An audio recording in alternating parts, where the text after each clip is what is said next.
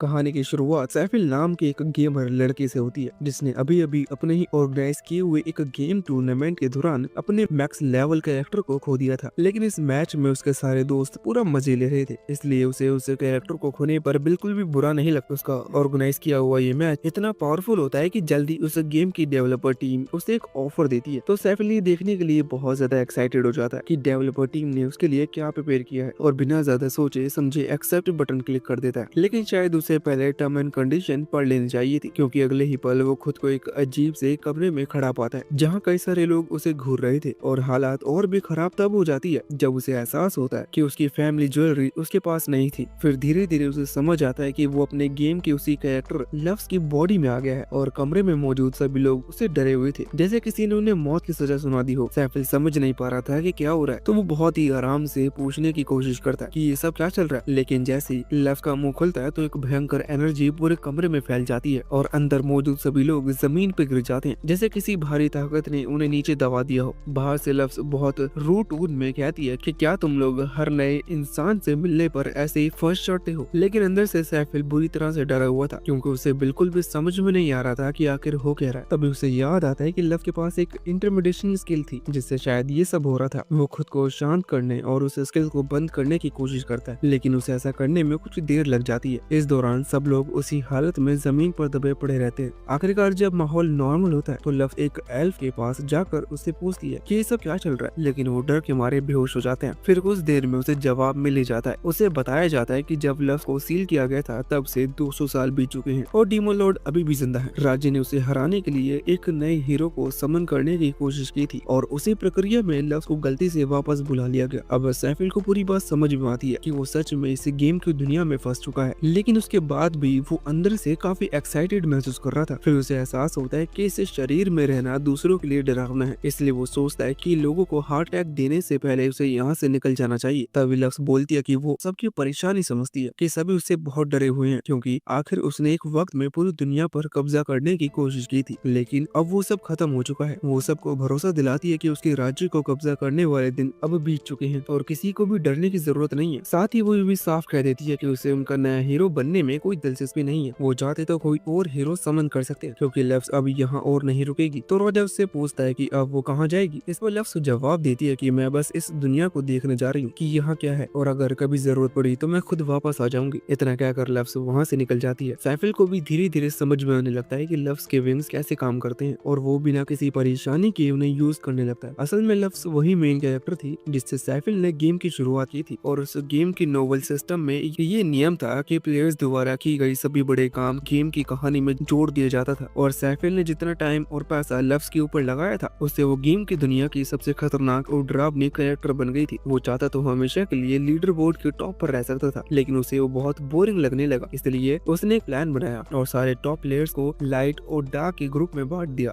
और दोनों के बीच एक जबरदस्त वॉर शुरू करवा दी। उस वॉर का रिजल्ट ये हुआ कि लव्स को हराने के बाद बेस में सील कर दिया गया। वही सैफिल और उनके दोस्तों के लिए वो बस मस्ती थी, लेकिन उनके ऐसा करने के कारण ये दुनिया पूरी तरह तबाह हो गई थी और इसी वजह से अब इस वर्ल्ड में लव से बहुत डरते थे। और मजे की बात ये थी कि जब सैफिल और उसके दोस्त ये वॉर कर रहे थे तो उन्होंने गेम का मेन मकसद यानी कि डीमन लॉर्ड को मारना पूरी तरह इग्नोर कर दिया था, इसलिए आज तक वो जिंदा है। लेकिन अभी लव्स उसके तरफ ज्यादा ध्यान नहीं देती और उसके बाद मैं निपटाने का डिसाइड करती है। फिलहाल वो बस इस दुनिया को एक्सप्लोर करना चाहती है, क्योंकि अभी गेम उसकी असली रियलिटी बन चुकी थी। वो सबसे पहले अपने पुराने बेस पर जाती है। ये वही जगह थी जहाँ से उसने वॉर के दौरान सब कुछ कंट्रोल किया था। ये जगह 200 सालों के बाद भी काफी शानदार लग रही थी, बस वहाँ चारों तरफ थोड़ी धूल मिट्टी जम चुकी थी। लव्स अपने पुराने थ्रोन पर बैठ जाती है और सैफिल अपने दोस्तों के साथ बिताए पुराने मजेदार पलों को याद करने लगता है। वो सोचता है कि कैसे वो सब बेवकूफी भरी बातें करते हुए ग्रुप चैट में हंसते रहते थे, लेकिन अब उसे थोड़ा अजीब सा लगता है, क्योंकि वो सभी चैट वाली बातें ऐसा लग रहा है जैसे वो सच में हुआ हो। तभी लव्स को एहसास होता है कोई उसकी तरफ आ रहा। वो चौकन्नी हो जाती है, क्योंकि यहाँ किसी को भी नहीं होना चाहिए था, लेकिन जब वो उसे देखती है तो सामने एक नीले वालों वाली लड़की होती है जिसका नाम डीना था। वो लव्स को देखकर बहुत एक्साइटेड होती है, क्योंकि वो पिछले 200 साल से उसके पास आने का इंतजार कर रही थी, लेकिन लव्स को बिल्कुल भी याद नहीं होता कि ये लड़की कौन है। और ये जानकर डीना का दिल टूट जाता है। वो कहती है कि वो लव्स की सबसे लॉयल एडवाइजर थी और उसने इतने सालों तक वो अकेले ही इस जगह पर इंतजार कर रही थी, लेकिन इसके बाद भी लव्स को याद नहीं आता कि उसने कभी किसी एडवाइजर की मदद ली हो। फिर सैफिल को अचानक से याद आता है कि जब ये बेस बन रहा था तब उसने सोचा था था कि बैकग्राउंड में एक एनपीसी रखना चाहिए जो उस जगह का ख्याल रखे, और उसी वक्त उसने डीना को वहाँ सेट किया था और फिर उसके बारे में पूरी तरह भूल गया था। तो अब शायद इस दुनिया के रियल बनने के बाद वो एनपीसी की जगह गई थी। सैफ अली को उसके लिए थोड़ा बुरा लगता है कि वो 200 सालों से अकेली यहाँ फंसी हुई थी, इसलिए लव मुस्कुराकर कहती है कि ऐसा कैसे हो सकता है कि मैं तुम्हें भूल जाऊं। डीना तुम्हारे बिना ये बेस सुरक्षित नहीं रह पाता, और ये सुनकर डीना की आंखों में खुशी के आंसू आ जाते हैं। उसके लिए लव के ये शब्द बहुत महत्व रखते थे, लेकिन अब लव को ये जानना था कि इन 200 सालों में दुनिया में क्या क्या बदला है। वो डीना से अभी तक की सारी कहानियां बताने के लिए कहती, तो डीना मुस्कुराकर कहती है कि मुझे सब बताने में खुशी होगी, और फिर वो बोलना शुरू करती है। वो बताती है कि लव की हार के बाद जिन 7 हीरोज ने मिलकर उसे हराया था, उन्होंने अपनी अपनी अलग अलग नेशन बना ली, और 2 सालों में उन 7 में से 4 हीरो अब इस दुनिया में नहीं रहे। वो नेचुरल तरीके से मारे गए थे, लेकिन बाकी 3 जिनकी लाइफ स्पेन ज्यादा लंबी थी वो अब भी जिंदा हैं। लव से सुनकर थोड़ा सोच में पड़ जाती है। वो मन ही मन बड़बड़ाती है कि क्या वो हीरोज अब भी जिंदा हैं जो पुराने फ्रेंड्स थे, या फिर ये सब इस दुनिया के एनपीसी बन चुके हैं। वो डिसाइड करते कि जल्दी वो उन तीनों से मिलने जरूर जाएगी, चाहे वो इंसान हो या बस गेम कैरेक्टर। फिर डीना आगे बताती है कि डीमन किंग ओम अभी भी जिंदा है, और उसके जिंदा होने की एक बड़ी वजह ये भी थी कि लव को सील करने के बाद वो 7 हीरो उसे पूरी तरह हरा नहीं पाए थे। फिर वो कहते हैं कि लव की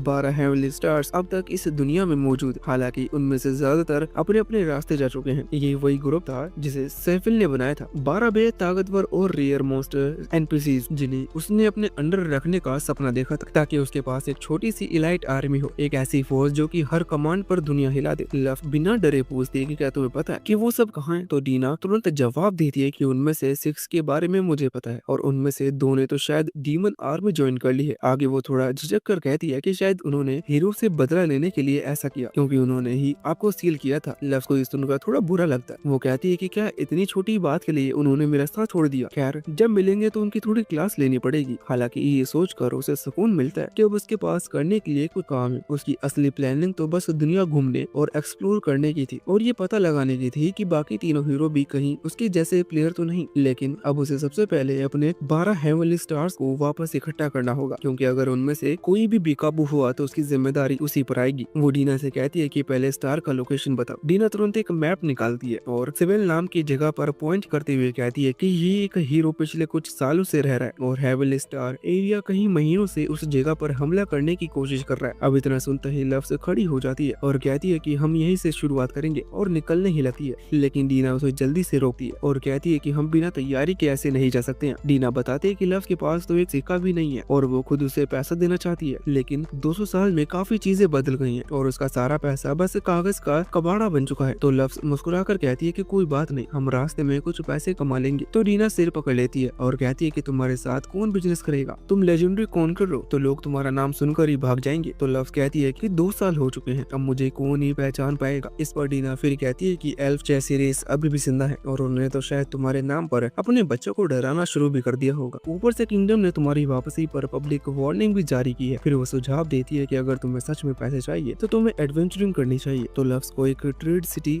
एलर भेजती है, जहाँ वो एडवेंचर गिल्ड ज्वाइन कर सके, लेकिन उसके काले पंख बड़ी आसानी से सबका ध्यान खींच सकते हैं। इसलिए लव्स उन्हें अपने ओवरसाइज क्लॉ के अंदर छुपा लेती है, जिससे उसे चलने में दिक्कत हो रही थी, और तो और उसमें उसे घुटन भी महसूस होने लगती है। पर इस वक्त उसके पास और भी कोई रास्ता नहीं था। वो खुद से कहती है कि थोड़ी तकलीफ ही सही, पर अब असली खेल शुरू होगा। फिर जैसे ही वो दोनों एडवेंचर गिल्ड पहुंचती हैं, तो लव्स दरवाजे पर रोक कर कहती है कि उसे लगता है जैसे वहाँ किसी पुराने अड्डे पर वापस आ गई है, जहाँ हर तरफ मिसफिट्स और डिजनरेट्स मौजूद हो। असल में उसकी गेम के लॉर के हिसाब से लव्स अपना डार्क नेशन बनाने से पहले एक एडवेंचर रह चुकी थी, लेकिन तभी उसे एहसास होता है ये तो पहली बार है जब वो असल में इस गिल्ड में कदम रखी है। फिर उसे सब इतना जाना पहचाना क्यों महसूस हो रहा है। फिर डीना कहती है कि लव्स किसी गहरी सोच में खोई हुई है, तो वो पूछती है कि सब ठीक तो है। तो लव्स तुरंत अपनी सोच से बाहर आकर कहती है कि कुछ नहीं, चलो जॉब बोर्ड चलते हैं। और दोनों जब जॉब बोर्ड के सामने पहुंचती हैं, तो डीना की नजर एक पोस्ट पर जाती है जहां 3000 कॉइंस का रिवॉर्ड था, और उसके लिए बस कुछ खोई हुई बिल्लियों को ढूंढना है। तो लव्स कहती है कि ऑफर बुरा नहीं है, लेकिन फिर सोचती है कि इन बिल्लियों को ढूंढने में मेरा पूरा हफ्ता निकल जाएगा, और वो साइड क्वेस्ट पर इतना टाइम बर्बाद नहीं करना चाहती थी। दोनों आगे बढ़ती हैं, और तभी डीना को एक हंटिंग जॉब दिखती है, जहां वो कुछ ऑफ को खत्म करने के बदले 1500 कॉइन रिवॉर्ड मिल रहे थे। और लव्स को ये बिल्कुल परफेक्ट लगता है, क्योंकि ऑर्ड्स को मारने के बाद सिर्फ 3% चांस होते हैं कि उनके पास ये उनका मीट मिल सके, और अगर कोई वो मीट खा ले तो उसका मैक्स हेल्थ बढ़ जाता है। तो लव सोचती है कि क्यों ना एक साथ हंटिंग और थोड़ा एचपी फार्मिंग किया जाए। उसी दिन शाम को दोनों उस विलेज में पहुंचती हैं जहां से ये रिक्वेस्ट आई थी। वहाँ उनका सामना गांव के के चीफ से होता है, जो कि थका हुआ बूढ़ा आदमी था जो बस सब कुछ खत्म करना चाहता था। वो बताता है कि काफी ऑक्स काफी समय से गांव को तबाह कर रहे हैं। वो लड़कियों को अगवा करते हैं, लोगों को मार डालते हैं और गांव की हर चीज को राख बना देते हैं। वो दोनों से विनती करता है कि किसी तरह इन ऑर्क से उन्हें मुक्ति दिलाए। तो डीना मुस्कुराती हुई उसे भरोसा दिलाती है कि आप फिक्र मत कीजिए, लफ्ज इन ऑर्क्स को पल भर में खत्म कर देगी। जो सुनकर चीफ की आंखों में उम्मीद जाग जाती है और वो गहराई से उनका शुक्रिया अदा करता है। फिर लफ्ज और डीना अपने हथियारों के साथ उस घने जंगल की तरफ बढ़ती हैं, जहाँ से ऑर्क्स की स्मेल आ रही थी। अब शिकार करने का वक्त आ चुका था। कुछ देर चलते रहने के बाद आखिरकार लफ्ज और डीना को वहाँ ऑर्क्स का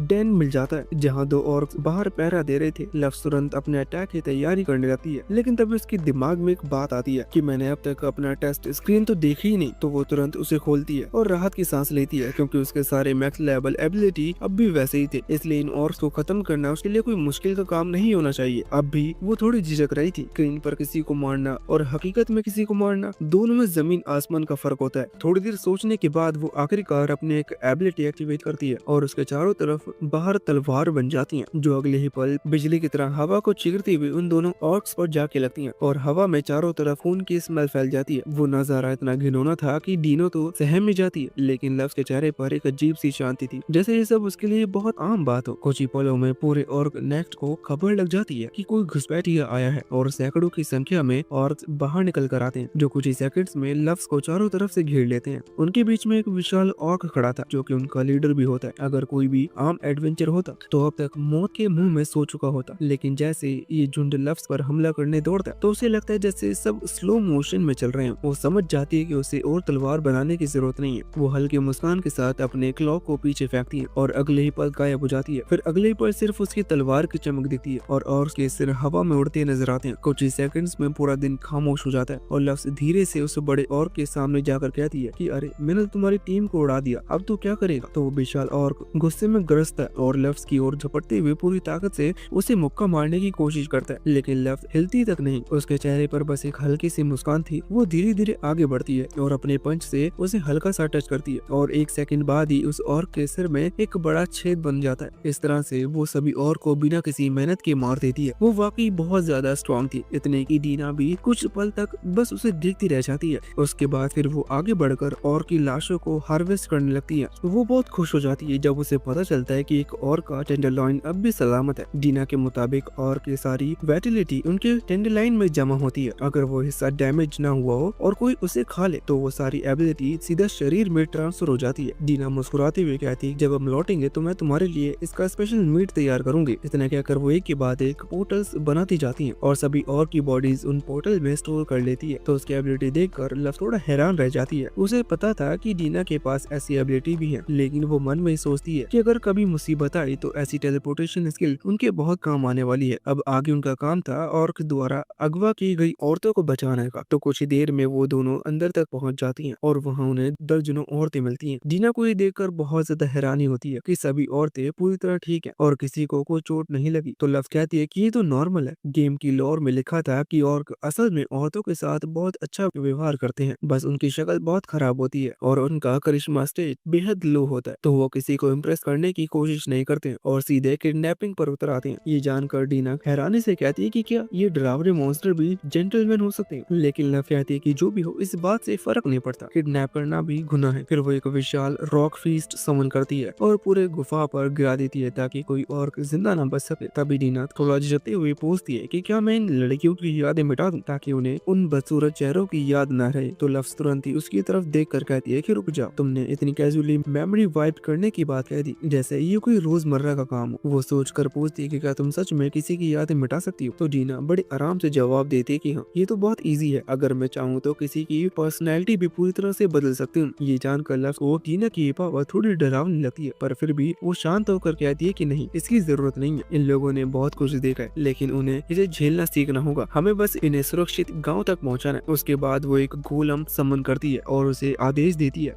कि सभी औरतों को अपनी पीठ पर बिठाकर गांव तक पहुंचाए। मिशन उम्मीद से कहीं अच्छे तरीके से पूरा हो जाता है, लेकिन लफज के मन में अभी भी एक सवाल था। वो पूछता है कि अगर ये काम इतना आसान था तो फिर किसी और ने इसे पहले क्यों नहीं लिया। तो डीना हंसते हुए जवाब देती है क्योंकि यहाँ किसी को इतना रिस्क लेने का मोटिवेशन नहीं मिलता। आगे लफज पूछता है कि क्या और के टेंडरलैंड में छिपी वाइटलिटी ही सबसे बड़ी इनाम है। तो डीना मना करते हुए कहती है कि शायद तुम्हारे टाइम में था, पर अब ये वॉरियर्स तो बस नाम के वॉरियर्स है। आगे वो पूछता है कि जानती हो इस युग का सबसे स्ट्रॉन्ग फाइटर कौन है। तो लफ हल्की मुस्कान के साथ कहती है कि अगर वो इस युग का सबसे स्ट्रॉन्ग फाइटर है तो शायद मुझसे कम नहीं हो। लेकिन डीना बताती है कि नहीं, वो बस लेवल 120 तक पहुंचा है। जो सुनकर लफ्स के चेहरे से पूरा रंग उड़ जाता है। वो हैरानी से कहती है कि क्या सिर्फ 120 ही। उसे याद आता है कि उसके टाइम पर तो सैकड़ों लोग 1000 तक पहुंच चुके थे। फिर डीना हंसते हुए कहती है कि हाँ, लेकिन वो लोग पिछले युग के थे जो हर सेकंड ट्रेनिंग करते थे। यहाँ तक कि वो तो इस चक्कर में अपनी नींद भी छोड़ देते थे। वो असली खिलाड़ी थे, लेकिन अब के लोग इतने लगातार नहीं लड़ सकते। इतनी मेहनत करने से पहले ही वो मर जाएंगे। फिर लफ्स वो आसमान की ओर देखती है। उसे समझ में नहीं आता कि वो जिस वर्ल्ड को जानती थी वो इतना वीक कब हो गया। लफ्स सोचती है कि शायद उसके लिए तो ये सब एक गेम था जहाँ लेवल अप करना नॉर्मल था, लेकिन इन लोगों के लिए ये उनकी असली जिंदगी है और कोई भी अपनी जिंदगी ऐसे बर्बाद नहीं करना चाहता। उसके बाद लव और डीना वापस गांव पहुंचती हैं, जहां गांव वाले एक दूसरे से मिलकर बहुत खुश हो जाते हैं। वो सब औरतें जिन्हें बचाया गया था लव्स का तहे दिल से शुक्रिया अदा करती हैं। लव्स भी उन्हें खुश देखकर खुश होती है, लेकिन मन में सोचती है कि अगर इन्हें मेरी असली पहचान पता लग जाए तो शायद ये लोग बिल्कुल भी खुश नहीं होंगे। फिर गाँव का मुखिया दोनों को उनका इनाम दे देता है, तो डीना उसे अच्छे से चेक कर लेती है और वहाँ से चलने के लिए तैयार हो जाती है। लेकिन तभी मुखिया पूछता है कि क्या सच में हम अपना बनाया हुआ गोलम रख सकते हैं। तो लफ्स मुस्कुरा कर कहती है कि हाँ, अगर कभी फिर से कोई और का हमला करता है तो ये गांव की सुरक्षा करेगा। मुखिया उसकी दयालुता देखकर इमोशनल हो जाता है और कहता है कि तो आप जरूर भगवान की दूत होंगी। लेकिन लफ्स मन ही मन हंस पड़ती है। फिर जैसे ही वो लोग जाने लगते हैं तो गाँव वाले उसे उसका नाम पूछते हैं ताकि अपने राक्षसों के रूप में हमेशा याद रख सके। तो लफ्स बिना सोचे समझे अपना नाम बताने जा रही होती है, लेकिन तभी डीना उसे रोकते हुए दूसरा नाम बता देती है, जिससे लफ्स थोड़ा चिढ़ जाती है। तो डीना कहती है कि हाँ, हम ये बात पहले भी तय कर चुके हैं कि हम उन्हें अपनी पहचान नहीं बता सकते। अगर तुम्हारी असली पहचान सामने आ गई तो पूरा राज्य डरने लगेगा। अब उनके पास सफर के लिए काफी पैसे थे। वो वहाँ सीधा स्वेल जाने का डिसाइड करते हैं। हालांकि लफ्स थोड़ी परेशान थी क्योंकि वो वहाँ एक बहुत ही खतरनाक काम के लिए जा रहे थे। उसे बाहर स्टार्स में से एक एरिस को रोकना था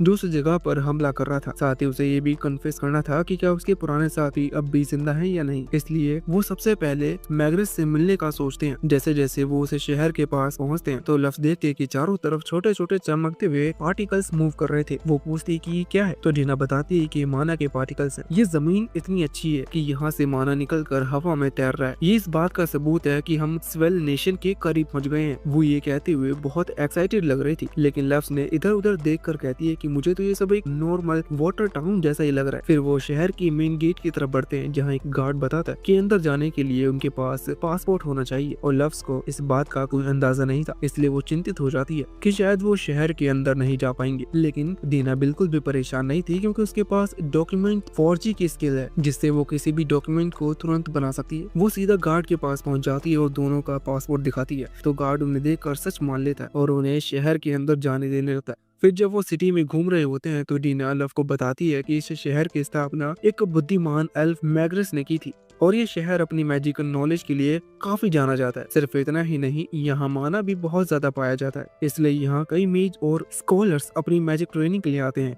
आगे डीना लव से पूछती है कि आगे तुम्हारा क्या प्लान है, तो लव बताती है कि सबसे पहले वो मैग्रेस से मिलने जाएगी क्योंकि उसे कुछ बात करनी थी। लेकिन डीना ये सुनकर डर जाती है क्योंकि वो सोचती है कि लव्स मैग्रेस के कैसल पर हमला करने वाली है। लेकिन लव्स उसे भरोसा दिलाती है कि वो ऐसा कुछ भी नहीं करेगी, वो बस उससे मिलने के लिए जा रही है। खासकर एरिस यहाँ पर अटैक करके मैग्रेस को बहुत ज्यादा परेशान कर रहा है, इसलिए उसे उसके लिए मैग्रेस से माफी मांगनी चाहिए थी। लेकिन उससे पहले लव्स कहती है कि वो लाइब्रेरी जाना चाहती है क्योंकि अभी भी उसे इस दुनिया के बारे में बहुत कुछ जानना था। तो वो आसपास लोगों से लाइब्रेरी की लोकेशन पूछने लगती है। इसी दौरान उनकी मुलाकात ग्रांड नाम के एक बंदे से होती है। वो कहता है कि तुम दोनों को जरूर इस शहर में नहीं हो क्योंकि लगभग सभी जानते हैं कि यहाँ की सभी लाइब्रेरीज पूर्वी दिशा में है और उनके पास काफी खाली समय भी था, इसलिए वो उन्हें वहाँ खुद ले जाने के लिए मान जाता है। फिर डीना उसे धन्यवाद देती देती है और खुद को ट्रैवलिंग मर्चेंट और लफ्स को उसका अजीब और रहस्यमय कर्मचारी बताती है। तो लफ्स उसे चुप करने के लिए उसका पैर जोर से दबा देती है, क्योंकि आखिर कौन अपने साथी को अजीब और रहस्यमय बताता है। लेकिन ग्रांट अब देख सकता था कि लफ्स वाकई थोड़ी अजीब लग रही थी, फिर भी उसे यकीन था कि उसके पीछे कोई ना कोई वजह जरूर होगी। तो लफ्स को भी ये देखकर थोड़ा सुकून मिलता है कि वो उस पर शक नहीं कर रहा था। उसके बाद शहर के अंदर के रास्ते दिखाते हुए ग्रांट्स बता रहा था कि यहाँ के लोग कितने अच्छे हैं, और डीना भी हैरान होकर कहती है कि यहाँ तो सब कितने जोश में है। इस पर ग्रांट्स मुस्कुराकर बताता है कि हाँ, स्वेल के लोग बहुत ही खुश मिजाज और मेहनती हैं। लेकिन फिर वो थोड़ा सीरियस होकर कहता है कि हालांकि पिछले कई सालों से स्वेल पर एरिस के हमले होते रहे हैं, इसलिए ज्यादातर लोग अब यहाँ रहना पसंद नहीं करते। ये सुनकर लफ्स का चेहरा अचानक उतर जाता है। अंदर से उसे एहसास होता है कि इस हालात के पीछे कहीं न कहीं उसकी ही गलती है। ग्रांट्स उसकी बेचैनी को नोटिस कर लेता है, मगर उसे लगता है कि वो शायद एरिक के अटैक की बात से डर रही है, इसलिए वो उसे भरोसा दिलाती है कि चिंता मत करो, शहर का डिफेंस सिस्टम को तोड़ भी नहीं सकता। फिर वो समझाने लगता है कि किसी झील से पूरा शहर गिरा है। वो असल में एक गोलेम है जिसे मैग्रिस नाम के क्रिएटर ने बनाया था, और अब तक जितनी बार भी एरिस ने हमला किया था, हर बार उस गोलेम ने ही शहर की रक्षा की है। ये सुनकर लफ्स झील को स्कैन करती है तो उसे पता चलता है कि ये सच में एक गोलेम ही है। फिर भी वो उसका लेवल 500 देखकर कुछ खास इंप्रेस नहीं होती, लेकिन उसके मिलियन एचपी पॉइंट देखकर चौंक जाती है। वो सोचती है कि अगर मैग्रिस ने इतना पावरफुल गोलेम बनाया है तो उसके पास सच में कमाल का स्किल होगा। ग्रांट फिर उन्हें शहर के मॉन्ट्रियल स्टेशन तक छोड़ने जाता है और कहता है कि यहाँ से तुम्हें ईस्टर्न स्टेशन तक पहुँचने में ज्यादा वक्त नहीं लगेगा, इसके बाद तुम्हें अकेले ही जाना होगा। तो डीना और लफ्स दोनों उसका दिल से धन्यवाद करती हैं। फिर जैसे ही ग्रांट जाने लगते हैं तो लफ्स चुपचाप उसका डेट शीट स्कैन करती है। उसका लेवल 82 था। वो सोचती है कि तकनीकी तौर पर ये बहुत बड़ा लेवल नहीं था, लेकिन इस युग के फाइटर्स के हिसाब से ग्रांट्स उनमें से काफी स्ट्रॉन्ग था। फिर डीना उसकी ओर देखती है और कहती है कि चलो अब चलते हैं, और दोनों आगे बढ़ जाते हैं जहाँ से उनकी अगली जर्नी शुरू होने वाली थी। अब जब लफ्स थोड़ा सोचती है तो उसे याद आता है कि मॉन्ट्रियल तो उसने कभी अपनी ओरिजिनल गेम में देखे नहीं थे। ये जगह तो बिल्कुल नई लग रही थी, शायद गेम की दुनिया पूरी तरह बदल चुकी थी। फिर जब दोनों लाइब्रेरी पहुंचती हैं तो लफ्स सीधा हिस्ट्री सेक्शन में चली जाती है।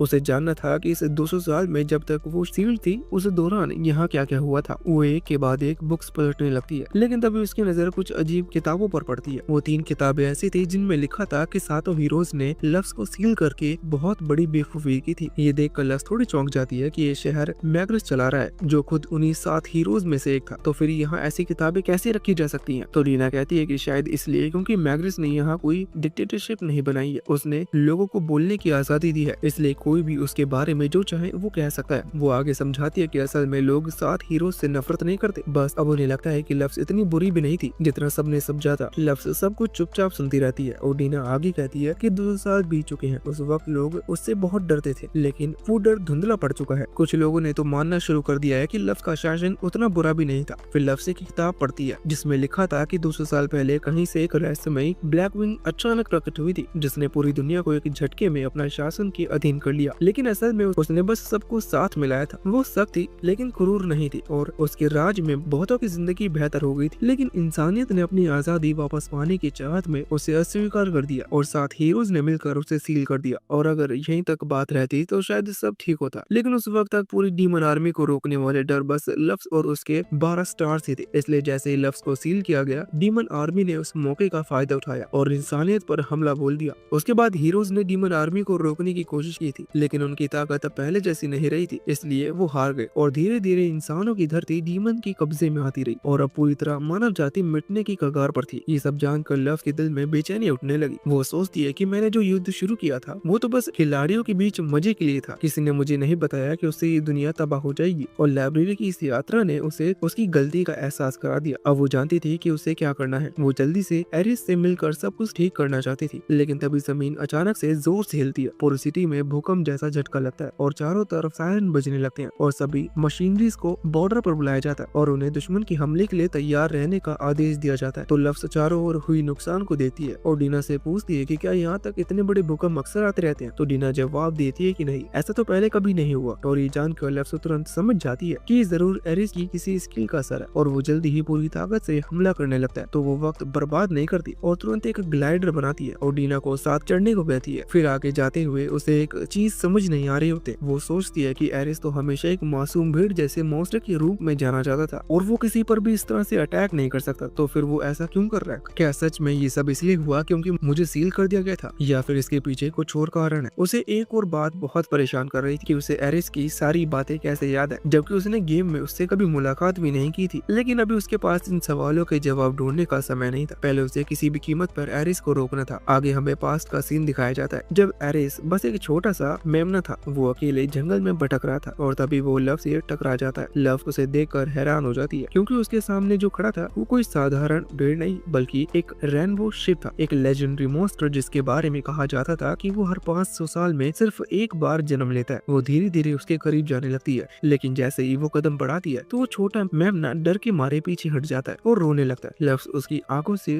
बहते आंसू को देखकर अंदाजा लगाती है कि शायद ये बेचारा जन्म से ही इंसानों और मॉन्स्टर से भागता फिर रहा है, क्योंकि उसकी ऊन का एक एक रेशा सोने से भी ज्यादा कीमती था। फिर वो उससे सीधा पूछती है कि अगर तुम्हें अपनी हालत पर इतना अफसोस है तो इन आंसुओं से क्या होगा? अगर तुम्हें अपनी ऐसी हालत पसंद नहीं तो उन लोगों के खिलाफ लड़ो जो तुम्हें सताते हैं, वरना जिंदगी भर आंसू ही बहाते रह जाओगे। उसके शब्दों में कुछ ऐसा था जिसने उसे छोटे से एरिस के दिल में आग जला दी। एरिस ने अपने आंसू पूछे और उसी पर लव्स पर हमला कर दिया, जो देखकर लव्स पहले तो हैरान हुई लेकिन फिर मुस्कुरा देती है। उसे उसका ये अंदाज काफी पसंद आया था। फिर वो उसे वापस नीचे खड़ा कर देती है और कहती है कि मेरे साथ चलो, लेकिन एक दिन मैं पूरी दुनिया पर राज करूंगी और मैं चाहती हूँ कि तुम मेरा पहला साथी बनो। आगे वो पूछती है कि वैसे क्या तुम्हारा कोई नाम है? तो वो मेमना नाम है सिर हिला देता है। फिर लव्स आसमान की ओर देखती है और कुछ देर सोच कर कहती है कि अब से तुम्हारा नाम एरिस होगा। यहाँ से सीन प्रेजेंट में आती है जहाँ ग्रांट्स और उसके सिपाही पूरी रफ्तार से एरिस की फोर्स को रोकने के लिए जा रहे होते हैं, क्योंकि ये साफ था कि एरिस एक फुल स्केल अटैक की तैयारी कर रहा है। उसके बाद जैसे ही ग्रांट्स फ्रंट लाइन पर पहुंचता है तो उसके सामने मॉन्स्टर की एक विशाल सेना थी जो शहर के गेट की ओर बढ़ रही थी। उसे डर लगने लगता है कि इतने दुश्मनों को रोकना तब तक नामुमकिन है जब तक मुख्य सेना तैयार न हो जाए। और पहले आया भूकंप शायद एरिस की वॉर डिक्लेरेशन थी, क्योंकि चाहे वो उनसे कितना भी नफरत क्यों न करता, लव्स ने एक सख्त नियम बनाया था कि कोई भी बिना घोषणा किए हमला नहीं कर सकता, और एरिस ने अब तक उस नियम का पूरी श्रद्धा से पालन किया था। कुछ देर बाद शहर के एडवांस फोर्स भी वहां पहुंच जाती है। उन्हें आदेश दिया जाता है कि सभी मेज और आर्चर्स फायर करें और मॉन्स्टर को नजदीक आने से रोकें।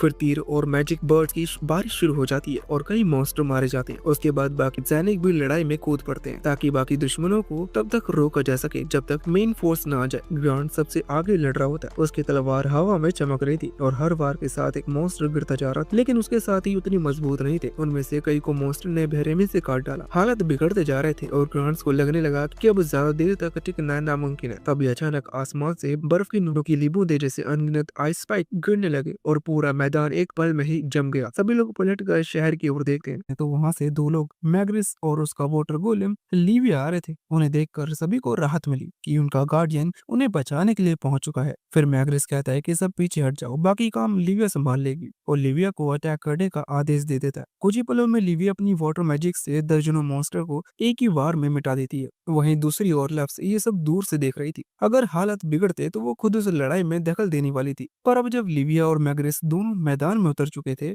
तो उसे लगा उसकी जरूरत नहीं पड़ेगी। मैग्रिस को देखकर वो कहती है कि क्या इसके स्टेट अब भी पहले जैसे ही हैं जब हम साथ खेला करते थे? वो चुपचाप उसकी स्टेट स्क्रीन खोलती है और उसे देखकर हैरान रह जाती है। मैग्रेस अब सिर्फ वो 500 लेवल पर था और उस पर एक अजीब सा कर्स लगा हुआ था। कर्स साफ था, कर्स ऑफ द वैनिक्विज्ड। लव्स कुछ देर तक उस स्क्रीन को देखती रहती, मानो समझने की कोशिश कर रही हो कि इतने सालों में आखिर क्या बदल गया। लव्स ने पहले कभी ऐसा कर्स नहीं सुना था, तो वो तुरंत डीना की तरफ मुड़कर पूछती है कि क्या तुम्हें पता है ये है क्या? डीना थोड़ी देर तक सोचती है और कहती है कि मैंने कुछ अफवाहें सुनी थी कि जब वो पुराने हीरोज डीमन लॉर्ड को हराने में नाकाम हुए थे तो उन सब पर एक भयानक श्राप लगा दिया गया था। कहा जाता है कि उस श्राप ने उनकी ताकत का आधा हिस्सा हमेशा के लिए सील कर दिया। शायद इसी वजह से मैग्रेस अब पहले जितना मजबूत नहीं रहा, और अगर ये बात सही है तो उसका मतलब ये भी है कि अब मैग्रेस अपनी पूरी ताकत कभी इस्तेमाल नहीं कर पाएगा, और अगर उसने कर भी लिया तो लीविया जैसी ही कोई नया गोलम नहीं बना पाएगा। उन्हें अब एहसास हो रहा था कि अगर लीविया हार गई तो ये शहर सच में तबाह हो जाएगा। इसी बीच जमीन अचानक जोर जोर से हिलने लगती है और पहाड़ों की तरफ से एक बड़ा मॉन्स्टर आते हुए दिखाई देता है। वो और कोई नहीं बल्कि एरिस था। उसे देखकर सभी चौकन्ने हो जाते हैं और कुछ ही क्षणों में मैदान का माहौल फिर से युद्ध सा बन गया। एरिस और लिविया अब आमने सामने आ जाते हैं और एक दूसरे पर अटैक करते हैं। हालांकि एरिस का एलिमेंट फायर था तो मैग्रिस को पूरा यकीन था कि यहाँ वाटर गोलम लिविया ही जीतने वाली है। तभी लिविया एरिस पर वाटर स्पाइरल अटैक कर देती है, जिससे एरिस को पीछे हटना पड़ता है। लेकिन कुछ ही देर बाद वो पूरी ताकत से उस पर एक विशाल फायरवॉल अटैक कर देता है। देखने में ऐसा लग रहा था जैसे वो एरिस का अटैक चूक गया हो, लेकिन असल में एरिस का निशाना लिविया थी ही नहीं, उसका असली निशाना मैग्रिस था। मैग्रिस बिना किसी सुरक्षा के अकेले खड़ा था, लेकिन ठीक उससे पहले कि वो धमाका उसे लगता, लिविया बिजली की तेजी से आगे बढ़ गई और अपने वाटर मैजिक का यूज करके पूरी आग बुझा दी। मैग्रिस राहत की सांस लेता है और लिविया को आदेश देता कि पूरे मैदान को टीडल वेव बनाकर एरिस पर अटैक करो, और लिविया बिल्कुल वैसा ही करती है। लेकिन एरिस अपनी फ्लेम होप स्किल एक्टिवेट करके हवा में छलांग लगाते हुए सीधा मैग्रिस की ओर बढ़ने लगता है। तो मैग्रिस खुद को बचाने के लिए जल्दी से अपने सामने एक बैरियर बना लेता है, पर अभी उसके पास सिर्फ आधी ताकत थी, इसलिए वो ज्यादा देर टिक नहीं पाया। एरिस की फायर एनर्जी ने धीरे धीरे उस ढाल को क्रैक कर दिया, लेकिन इससे पहले कि वो उसे पूरी तरह तोड़ पाता, लिविया पीछे से अटैक करके एरिस का गला पकड़ लेती है, जिससे एरिस हिल भी नहीं पा रहा था, जो देखकर सारे सैनिक चिल्लाने लगते हैं कि उसे खत्म कर दो। वहीं डीना लव्स से पूछती है कि तुम्हारे हिसाब से अब क्या होगा, तो लव्स जवाब देती है कि जहाँ तक इस बैटल की बात है, लिविया जीत जाएगी, लेकिन इसका मतलब ये नहीं कि वो इस वॉर को भी जीत लेगी। आगे वो बोलती है कि एरिस के अटैक को रोकने में लिविया की एचपी लगभग खत्म हो चुकी है और मुझे शक है कि यही एरिस की असली योजना थी। एरिस जानता था कि वो लिविया को 1v1 बैटल में नहीं हरा सकता, इसलिए उसने एक अलग स्ट्रेटेजी बनाई। वो लगातार उस पर अटैक करता रहा, जिससे धीरे धीरे उसकी हेल्थ कम हो गई और अब वो उसके पीछे हटने का इंतजार कर रहा है ताकि उसे दोबारा हमले करने का मौका मिल सके। लव्स उसकी इस योजना से काफी इम्प्रेस हुई थी। उसे उम्मीद नहीं थी कि एरिस इतना लॉजिकल सोच पाएगा। वो जान चुका था कि लिया अपने भारी शरीर के कारण पीछे हटते हुए दुश्मन का पीछा नहीं कर सकती। इसका मतलब ये था कि अगर वो ऐसे ही अटैक करता रहा तो आखिरकार जीत उसी की होगी। लेकिन लव्स उसे ऐसा करने नहीं दे सकती थी, क्योंकि अगर एरिस ने सच में लिविया को डिस्ट्रॉय कर दिया तो शहर की सारी उम्मीदें खत्म हो जाएगी। इसलिए वो खुद मैदान में उतरने का फैसला करती है। अगले ही पल वो डीना का हाथ पकड़कर मैदान में जंप कर देती है। वहीं एरिस अपने अगले पावरफुल ब्लास्ट की तैयारी कर रहा था। तभी अचानक लव्स हवा में घूमते हुए उसे एक जबरदस्त किक मारती है और उसे पहाड़ों के पार फेंक देती है, जो देखकर पूरा मैदान, सैनिक, मैग्रिस और यहाँ तक कि डीना भी, सबकी आंखें फटी रह जाती।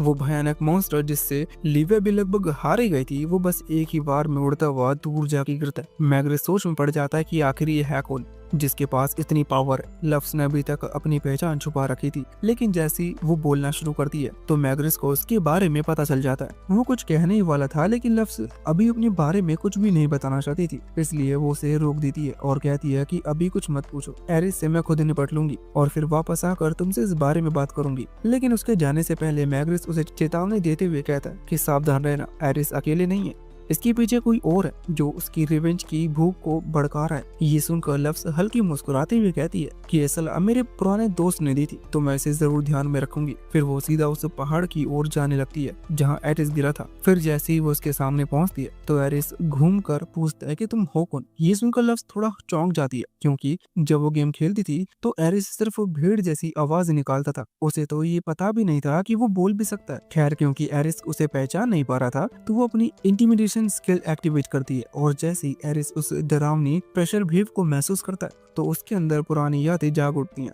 वो उस एहसास को पहचानता है जो उसे अपने मास्टर से मिला था, लेकिन फिर भी वो लव्स पर यकीन नहीं करता, क्योंकि उसके हिसाब से लव्स तो बहुत पहले ही मर चुकी थी। लव्स खुद भी पूरी तरह पक्की नहीं थी कि क्या वो ओरिजिनल लव्स मानी जाएगी या नहीं, क्योंकि वो रेनकार्नेट होकर यहाँ आई है। पर एक बात तो तय थी कि ये शरीर लव्स माफल का ही था, क्योंकि वो सचमुच लव्स जैसी दिख रही थी। पर वो खुद को समझता है कि नहीं, ये एक झूठी है, मास्टर कभी वापस नहीं आ सकती, और वो पूरे जोश जुटाकर फुल पावर में अटैक करने के लिए तैयार हो जाता है, जो देखकर लव्स एक्साइटेड हो जाती है। कई सौ साल में ये पहला मॉन्स्टर था जो शायद उसका वार झेल पाएगा। उसके लिए एक रियल फाइट थी। एरिस पूरी ताकत से उस पर चार्ज करता है, जिससे जमीन कांप उठती है और कुछ 100 मीटर तक वो लव्स को पीछे धकेल देता है। पर फिर अचानक से लव्स एक ही हाथ से उसे बहुत आसानी से रोक देती है और हंसते हुए कहती है कि 200 साल में तुमने काफी तरक्की कर ली है। फिर एरिस और जोर लगाता है, लेकिन लव्स हिलती भी नहीं। वो उसे देखकर बोलती है कि तुम कितने प्यारे लगते हो जब तुम इतनी कोशिश करते हो, चलो मैं तुम्हारी मेहनत का इनाम देती हूँ।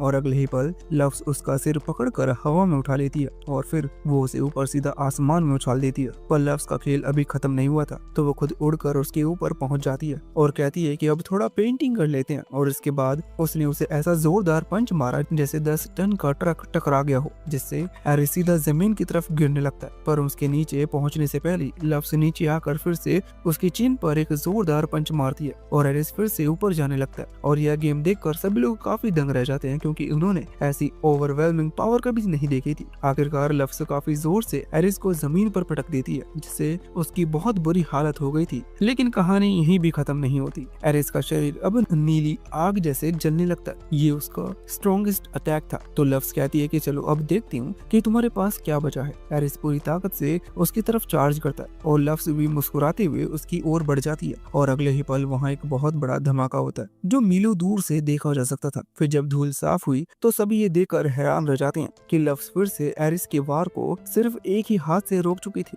इतना ही नहीं, वो बस अपनी उंगली से उसे चट्टानों के पार फेंक देती है और उससे पूछती है कि क्या तुम्हें अब भी शक है कि मैं असली लव्स नहीं हूँ।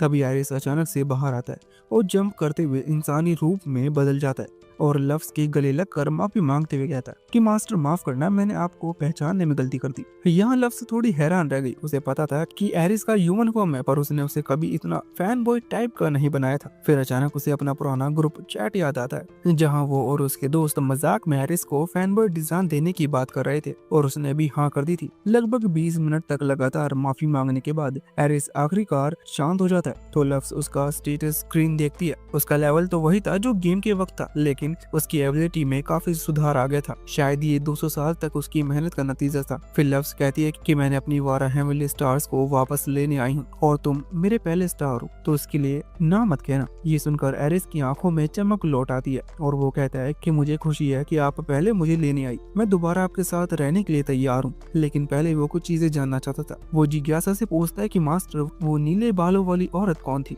तो डीना दूर से निराश होकर कहती है कि क्या सच में तुम्हें याद भी है कि नहीं कि मैं कौन हूँ? फिर वो गुस्से में एरिस की तरफ दौड़ती है और उसकी आंखों में सीधा देखती हुई कहती है कि याद नहीं है तुम्हें? मैं तो हर पल हर जगह शुरू से लव्स के साथ थी। उसकी आवाज में एक अजीब सी बेचैनी थी और तभी एरिस को उसकी कुछ धुंधली याद आती है। लव्स के विशाल थ्रोन के बगल में हमेशा की छोटी सी आकृति खड़ी रहती थी, वही डीना थी। लेकिन फिर उसे उस पर शक होने लगता है और वो सोचता है कि अगर उसके पास मेमोरी अल्टरिंग पावर्स है तो कहीं ये सब वही तो नहीं कर रही। वो इस पर काफी कंफ्यूज हो जाता है, क्योंकि उसे बस इतना याद था कि डीना कभी भी अपनी जगह से नहीं हिली थी। वो कहता है कि तुम हमेशा एक ही जगह पर खड़ी रहती थी, तो मुझे लगा था कि तुम कोई मूर्ति या फर्नीचर हो। और अभी वो उसे बोलता हुआ देखकर काफी सरप्राइज हो जाता है। ये सुनकर डीना का चेहरा मुरझा जाता है और वो एक किनारे जाकर बिल्कुल एक नाराज बच्चे की तरह रोने लगती है, जो देखकर लव्स हंसी नहीं रोक पाती। वो कहती है कि सच कहूँ तो मुझे भी पहले नहीं पता था कि डीना कौन है, पर जब से मैं यहाँ आई हूँ इसने बहुत मदद की है। तो एरिस, तुम इसे इतना मत चिढ़ाओ। थोड़ी देर बाद लव्स एरिस से पूछती है कि वो आखिर शहर पर हमला क्यों कर रहा था। तो एरिस बताता है कि उसने ये सब लव्स का बदला लेने के लिए किया। वो कहता है कि अगर उन्होंने तुम्हें सील ना किया होता तो इंसान कब के हार चुके होते। लव्स उसकी फीलिंग समझती है और उसे ये सब भी अच्छा लगता है कि एरिस ने उसकी खातिर इतना किया, लेकिन वो साफ कह देती है कि उसे इंसानों से कोई बदला नहीं लेना है। फिर उसे अचानक मैग्रिस की बातें याद आती हैं, तो वो एरिस से पूछती है कि तुम्हें बदला लेने के लिए किसने कहा। तो एरिस जवाब देता है कि वो एक डीमन था और उसी वक्त डीमन कॉन्टिनेंट में वही डीमन मार्क्स अपनी सेना तैयार कर रहा होता है। उसका प्लान था कि जैसे ही एरिस लिविया की फोर्स को कमजोर करेगा, वैसे ही वो उन पर हमला कर देगा। मार्क्स ने लेवल 80 से ऊपर के राक्षसों की पूरी फौज बना ली थी। उसे पूरा यकीन था कि अब कोई इसे रोक नहीं सकता। वो सबको आदेश देता है कि चलो वहाँ के हर इंसान को मिटा दो। लेकिन ठीक उसी पल आसमान से एक जबरदस्त धमाका होता है और लव्स उसके किले के सामने आकर लैंड करती है। उसके उतरते ही मार्क्स की पूरी सेना पल भर में खत्म हो जाती है, जो देखकर मार्क्स हैरान हो जाता है। उसे नहीं पता था कि ये औरत कौन है, लेकिन वो उसे बहुत पावरफुल लगती है, इसलिए वो खुद उससे बात करने के लिए नीचे आता है। इसी बीच एरिस भी वहाँ पहुँच चुका था। तो मार्क्स उसे देखकर पूछता है कि तुम वापस क्यों आ गए? क्या अब तुम्हारी इंसानों से नफरत खत्म हो चुकी है? इस पर एरिस जवाब देता है कि नफरत तो अभी भी है, लेकिन अब समझ आया है कि उन्हें मिटाने से ना मुझे कुछ मिलेगा ना लव्स को। फायदा सिर्फ तुम जैसे डीमंस का होगा। और फिर वो मार्क्स को ये सब यहीं खत्म करने के लिए कहता है। तो मार्स कहता है कि मुझे पता था कि एक दिन ऐसा जरूर होगा, अब जब तुम मेरे काम के नहीं रहे तो तुम्हें मिटा ही देता हूँ। तभी लव्स बीच में आ जाती है और एरिस को पीछे रहने के लिए कहती है। और मार्स थोड़ा हैरान था कि इंसानों के साथ अब भी कोई इतना ताकतवर है, लेकिन उसे खुद पर कॉन्फिडेंस होता है कि वो उसे हरा देगा क्योंकि वो 7 डीमन जनरल में से एक था। फिर वो अटैक की तैयारी करने लगता है और साथ में बताने लगता है कि ये कैसे काम करती है, जो सुनकर लव्स बोर हो जाती है और अगले ही पल उसका मुक्का सीधे मार्स के चेहरे पर लगता है, जिससे मार्स आसमान में उछलता हुआ दूर उड़ जाता है। इसे निपटने के बाद लव्स जाने की तैयारी करने लगती है, लेकिन उससे पहले उसे एक बात याद आती है और वो एरिस से पूछती है कि वो 7 डीमन जनरल्स कौन है। एरिस उसे बताने ही वाला होता है कि अचानक हवा में एक पोर्टल खुलता है और डीना बाहर निकलती है। वो मुस्कुराते हुए कहती है कि उनके बारे में मैं बता देता हूँ। ये 7 जनरल्स 8 साल पहले बनाए गए थे और ये सभी डीमन लॉर्ड के सबसे ताकतवर सबॉर्डिनेट्स थे। लव्स ये सुनकर हैरान रह जाती है कि क्या मार्स भी उनमें से एक था, लेकिन उसका लेवल तो मुश्किल से 300 ही होगा। दीना सिर हिलाकर कहती है कि हाँ, लेकिन अब हालात बहुत बदल चुके हैं। सिर्फ इंसान नहीं, डीमंस भी कमजोर हो चुके हैं। पिछले 200 साल में असली ताकतवर योद्धा लगभग खत्म हो चुके हैं। अब सिर्फ 2 ही लोग बचे हैं जो तुम्हारे बराबर हैं, डीमन लॉर्ड और उसका बेटा। तभी एरिस को एहसास होता है कि जब लव्स ने किसी भी मॉन्स्टर को मारा नहीं था और लव्स भी कहती थी कि मुझे इन्हें मारने का कोई इरादा नहीं है, इन्होंने अब तक कोई गलती नहीं की है। लेकिन डीना तुरंत बीच में बोल पड़ती है कि क्या तुम वाकई इन्हें छोड़ने की सोच रहे हो? ये आगे चलकर इंसानों को नुकसान पहुंचा सकते हैं। तो लव्स जवाब दी थी कि मैंने इसका हल निकाल लिया है। वो उन पर अपना मैजिक यूज करती है और उन्हें अपने कंट्रोल में कर लेती है। तो डीना फिर से पूछती कि क्या तुम इन्हें अपने साथ वापस ले जाना चाहती हो? इस पर लव्स कहती है कि मैं इतने सारे मॉन्स्टर की देखभाल नहीं कर सकती, और फिर भी सभी मॉन्स्टर को आदेश देती है कि सब अपने घर लौट जाओ और तब किसी इंसान पर हमला मत करना। उसके आदेश के साथ ही सारे मॉन्स्टर वहाँ से जाने लगते हैं और उसका काम यहाँ पूरा हो चुका था। तो वो वापस स्लेव सिटी जाती है और जैसे ही वो वहाँ पहुँचती है तो मैग्रिस उसे देखकर राहत की सांस लेता है। लव्स बताती है कि एरिस अब कंट्रोल में है और जो डीमन जनरल इससे सबसे पीछे था वो भी खत्म हो चुका है। ये सुनकर मैग्रिस की आंखों में पहली बार सुकून झलकता है। फिर वो पूछता है कि और उन मॉन्स्टर का क्या हुआ जो मार्स के नियंत्रण में थे? तो लव्स जवाब देती है कि अब वो किसी के लिए खतरा नहीं बनेंगे। उसके बाद कहता है कि अब मुझे कोई शक नहीं रहा, तुम वही हो। और फिर वो उसे अपने साथ चलने के लिए कहता है और यहाँ सेफली जो लव्स के शरीर में है उसके दिल की धड़कन तेज हो जाती है। वो सोचता है कि क्या ये वही गेम वाला मैग्रिस है। उसे याद आता है कि वो दोनों बहुत अच्छे दोस्त थे। वो मन ही मन उम्मीद करता है कि सामने वाला मैग्रिस वही पुराना साथी निकले। जैसे ही मैग्रिस वापस कासल के अंदर जाता है तो सेवल के नए नोबल्स उसके आसपास इकट्ठा हो जाते हैं और सभी उसकी हालत देखकर चिंता करने लग जाते हैं। उसकी बातें सुनकर डीना को साफ महसूस होता है कि वो बस दिखावा कर रहा है। वही मैग्रिस बिना कुछ कहे वहाँ से निकल जाता है। वो उनसे बहुत निराश था क्योंकि वो लोग जिन्हें सिटी के लोगों की रक्षा करनी चाहिए थी वो सिर्फ खुद को बचाने में लगे हैं। मैग्रिस बिना कुछ बोले लव्स और बाकी सभी लोगों को अपने ऑफिस की तरफ ले जाता है और कहता है कि तुम यहाँ अपने असली रूप में रह सकती हो। तो लव्स चुपचाप सिर हिलाती है और अपने पंख फैला लेती है, जो देखकर मैग्रिस बहुत हैरान रह जाता है। लेकिन लव्स के मैग्रिस का चेहरा देखकर काफी उदास हो जाती है क्योंकि वो उससे काफी डर रहा था, जैसे उसे पुराना कुछ याद ही नहीं है। इसका मतलब था कि इस दुनिया में शायद लव्स सच में अकेली थी। वहीं मैग्रिस लव्स का उतरा चेहरा देखकर समझ जाता है कि लव्स शायद उसकी हालत देखकर निराश है। फिर वो उससे पूछता है कि क्या तुम बदला लेने आई हो क्योंकि हमने तुम्हें सील कर दिया था। इस पर लव्स जवाब देती है कि नहीं, मेरा लौटना सिर्फ एक इत्तेफाक है। इंसानों ने किसी हीरो को समन करने की कोशिश की थी लेकिन गलती से मैं आ गई। फिर लव्स को एहसास होता है कि शायद मैग्रिस के दिल में अब भी गिल्ट है। उसे लगता होगा कि अगर उसने और बाकी हीरोज ने लव्स को सील नहीं किया होता तो डीमंस बहुत पहले ही हार चुके होते।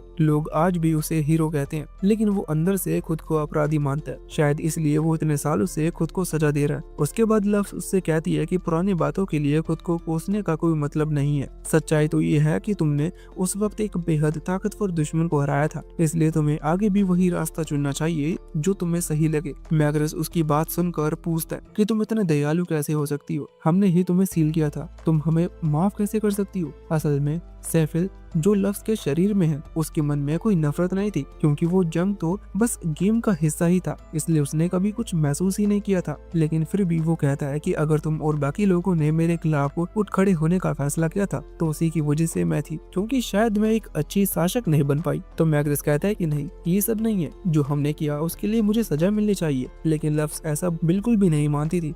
वो कहती है कि भले ही जो कुछ हुआ वो पास्ट है, लेकिन तुम अब भी इस देश के हीरो हो, तो तुम्हें सिर ऊंचा रखकर जीना चाहिए। और यहाँ मैग्रेस पुरानी यादें याद करने लगता है, जब सभी दोस्त लोग साथ में काफी मजे करते थे। और फाइनली वो लव्स की बात मान ही लेता है। उसके बाद लव्स अपनी मैजिक से लिविया की खोई हुई एचपी लौटा देती है, तो मैग्रेस उसे उसके लिए धन्यवाद कहता है और लिविया वापस पानी में चली जाती है। वहीं लव्स एरिस के लिए माफी मांगती है, लेकिन एरिस अब भी मैग्रेस को बिल्कुल पसंद नहीं करता, इसलिए वो माफी मांगने से भी मना कर देता है। फिर मैग्रेस पूछता है कि अब तुम क्या करने वाली हो। इस पर वो जवाब देती कि मैं अपना सफर जारी रखूंगी जब तक कि मैं अपनी 12 स्टार्स वापस हासिल नहीं कर लेती। तो डीना बताती है कि अगली बार लिब्रा की है, जो कि ब्लैक विंड ग्रेव की गार्ड है। फिर लक्स पूछती है कि ये ब्लैक विंड ग्रेव क्या है, तो डीना उसे समझाती है कि जब तुम्हें सील कर दिया गया था तो लोगों ने मिलकर तुम्हारी याद में दुनिया की सबसे बड़ी ग्रेव बनाई। उसकी सबसे ऊपरी मंजिल पर तुम्हारे सारे पुराने ट्रेजर्स और लूट रखे गए हैं और लिब्रा को उन्हें सुरक्षित रखने की जिम्मेदारी दी गई है। आगे लफ्स पूछती है कि तुम इतने बेवकूफ कैसे हो सकते हो जो एक ग्रेव लूटने के लिए लिब्रा से लड़ने की कोशिश करते हैं। तो मैग्रस बताता है क्योंकि इस दुनिया में हथियारों की पावर भी गिर चुकी है और अब बस तुम्हारे ग्रेव में ही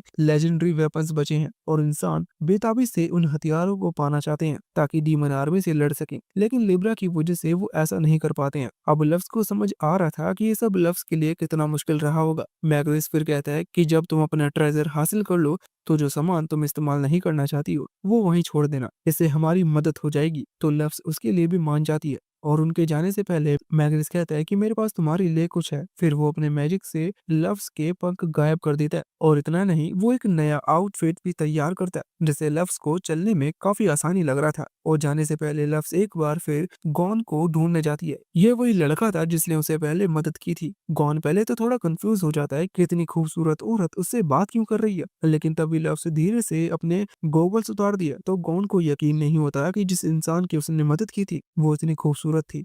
फिर लफ्स कहती है कि वो तो बस उसे शुक्रिया बोलने के लिए आई थी।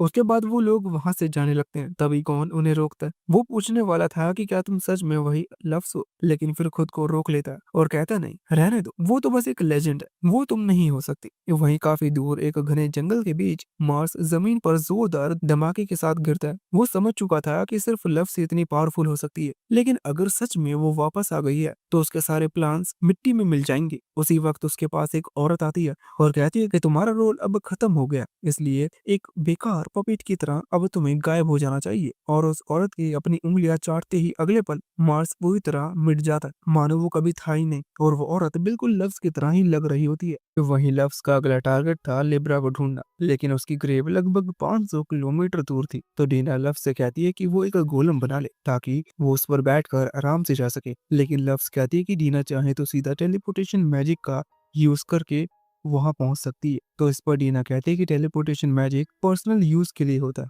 इसलिए वो कोई और रिस्क नहीं लेना चाहती और वैसे भी मुझे तो एक रोड ट्रिप करने का मन था। आगे वो कहती है कि और जो तुम गोलम बना रही हो तो उसमें एक बाथ और सोने की जगह भी बना देना ताकि रात में बाहर ना निकलना पड़े। अब लफ्स ने कभी ऐसा गोलम नहीं बनाया था जिसमें बाथ और बेड हो, फिर भी वो कोशिश करने का फैसला करती है। उसके बाद वो गोलम फार्मिंग प्रोसेस शुरू कर देती है और थोड़ी ही देर में उसके सामने एक शानदार आरवी खड़ी थी और उसने जंगल से कुछ लकड़ियां ली और उनसे फर्नीचर बना दिया, जो देखकर डीना बहुत खुश हो जाती है। लेकिन फिर वो कहती है कि अगर तुम कुछ सॉफ्ट बेडिंग भी बना दो तो और अच्छा होगा। तो लफ्स चारों तरफ देखने लगती है कि कवर बनाने के लिए क्या इस्तेमाल किया जा सकता है। तभी उसकी नजर एरिस पर जाती है और फिर कुछ ही देर में आरवी पूरी तरह तैयार हो जाता है। तभी डीना याद दिलाती है कि अभी तक उन्होंने उसका कोई नाम नहीं रखा, तो लफ्स उस आरवी का नाम तनाकर रख देती है। फिर कई घंटे तक सफर करने के बाद रात हो चुकी थी, तो डीना वहीं कैंप लगाने का सुझाव देती है। लेकिन जैसे ही वो बाहर निकलते हैं तो डीना को कुछ अजीब सी खुशबू आती है और जब वो झाड़ियों की ओर गई तो उसे वहां एक नेचुरल वार्म स्प्रिंग दिखाई दिया, जो देखकर डीना की आंखें चमक उठी। तो लफ्स कहते हैं कि आर्मी में तो पहले से बात है, इसमें खास क्या है। इस पर डीना कहती है कि नेचुरल स्प्रिंग में नहाने का मजा ही कुछ और होता है और वो एरिस को नहाने के लिए ले जाने लगती है,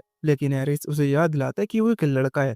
फिर उसकी बात सुनकर लफ्स को भी याद आता है कि वो खुद भी अंदर से एक लड़का ही थी, इसलिए डीना के साथ नहाने का आइडिया उसे थोड़ा अनकंफर्टेबल लग रहा था, लेकिन वो किसी को ये बात समझा भी नहीं सकती थी। तो जब तक डीना पानी में जाती है तब तक लफ्स दूसरी तरफ मुंह करके खड़ा हो जाती है। फिर डीना लफ्स को भी पानी में आने के लिए कहती है, तो लफ्स थोड़ी देर सोचती है और फिर लास्ट में उसकी बात मानकर पानी में जाने के लिए तैयार हो जाती है। तभी फिर डीना याद दिलाती है कि तुम बिना बाल बांधे पानी में नहीं उतर सकती हो, और उसके बाल बांधने के लिए बाहर निकलने लगती है। लेकिन लफ्स उसे जल्दी से रोक देती है क्योंकि उसने तौलिया भी नहीं पहना था, और कहती है कि तुम वहीं रहो, मैं खुद तुम्हारे पास आती हूँ। उसके बाद डीना उसके बाल बांध देती है, लेकिन फिर गर्म पानी में उसके पंख झड़ने लगते हैं, तो लफ्स पानी को गंदा करने के लिए उससे माफी मांगती है। फिर दोनों पानी का आनंद ले रही होती है। तभी सैफिल जो लफ्स के शरीर में है, उसे एहसास होता है कि उसे डीना के इतने पास होने से कोई फर्क नहीं पड़ रहा है। वो सोचता है कि मेरी पिछली जिंदगी में मैं कोई साधु तो नहीं था, फिर भी ऐसा क्यों हो रहा है। डीना भी नोटिस करती है कि लफ्ज कहीं खोई हुई है, और उसके कुछ पूछने से पहले ही उसकी नजर पास के पत्थर पर बैठे मेंढक पर जाती है, तो वो उसे लफ्ज को भी दिखाती है। इस पर लफ्ज कहती है कि मेंढक ही तो है, इसमें क्या खास बात है। तो डीना समझ जाती है कि हरे वाले मेल हैं और गुलाबी वाले फीमेल, और जब मेल ज्यादा हो जाते हैं तो वो आपस में लड़कर फैसला करते हैं कि कौन सा फीमेल के लायक है। और सबसे मजेदार बात तब होती है जब आखिर दो मेल बचते हैं, तो वो रॉक पेपर सीजर खेलते हैं, और जो हार जाता है वो फीमेल में बदल जाता है। अब ये सुनकर सैफिल सोच में पड़ जाता है कि क्या लफ्ज की बॉडी में रहने के कारण मेरी पसंद भी बदल रही है। लेकिन फिर वो तुरंत सिर हिलाते हुए कहता है कि नहीं, ऐसा कभी नहीं हो सकता। कुछ देर बाद दोनों आरवी में लौट आते हैं, और एरिस से कहती है कि अब वो जाकर नहा सकता है, तो एरिस भी नहाने के लिए चला जाता है। अगले दिन सब लफ्ज की कब्र पर पहुंचते हैं, तो उसे देखकर लफ्ज हैरान रह जाती है क्योंकि वो बहुत विशाल था और उसके चारों ओर पूरा एक शहर बसा हुआ है। डीना बताती है कि जब बहुत सारे एडवेंचर्स तुम्हारी कब्र लूटने